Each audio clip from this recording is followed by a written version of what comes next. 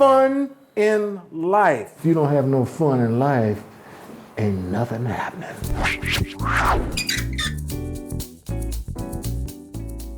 Hi, Stephanie. I'm Avalon.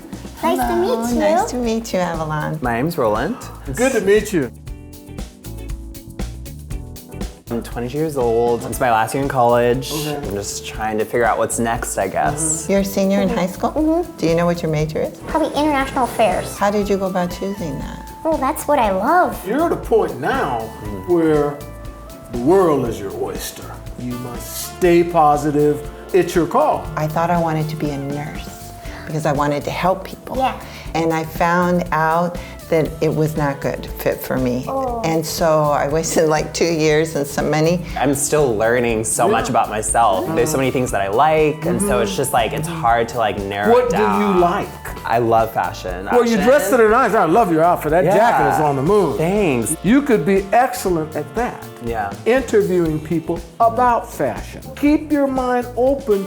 Create your own space. In high school, I had enjoyed taking my typing class, and I liked being organized. My friends suggested, how about clerical? How about going into secretarial? So I went back to college, changed my major, learned that, and I had many happy years as an administrative assistant. Also, I advise young people to talk to people who know them really well, whether it's a best friend, a boyfriend or girlfriend, and they'll probably have a very good insight. I was the only black person on an all-white football team, and I was the quarterback and the captain.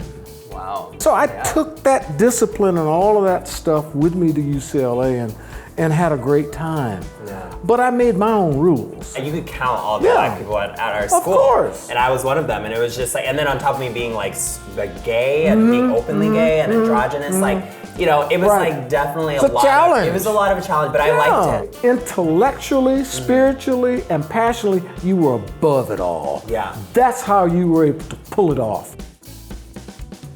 So love.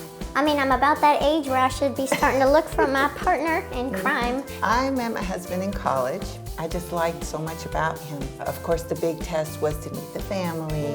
I'm the only girl in the family, so every they're gonna single be person's gonna be so protective. Very I protective. feel bad for whoever I pick. Oh, geez. But I think when it's the right fit, he'll fit right in and they'll love him like a son. I mean, they always say like, you know, I guess like you want what you can't have or something. I guess that goes along those lines, because like, I feel like I've been through that too. Like, but I was always after the one that was just not really, I mean, that's just my experience, you know, like I'm after the one, that was like kind of like, you know, not texting me back as much and just like being whatever, like, you know, short and like, because it was just more of a, it was like more intriguing. That's always a learning experience. Why do I want that?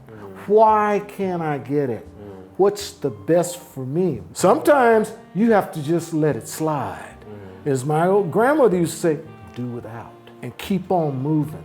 You know, I have just such a broad spectrum of friends, and we're very open with one another. Yeah. Be that way. Stay open. Keep the lines of communication open. Always make known your feelings. Yeah. So there is no confusion. Having raised 4 sons, we never had a lot of extra cash, but we always look for opportunities to have fun. Watching the sunrise over the mountains or the sunset over the ocean, a kiss, a hug, a smile. There's a lot of beauty to be found in life, and it doesn't cost anything. Nothing. The worst regrets that I've heard is people saying that they were too busy chasing success or being selfish with their time, that they didn't spend time or take time for their families. You make me want to call my parents. That's good. Yeah,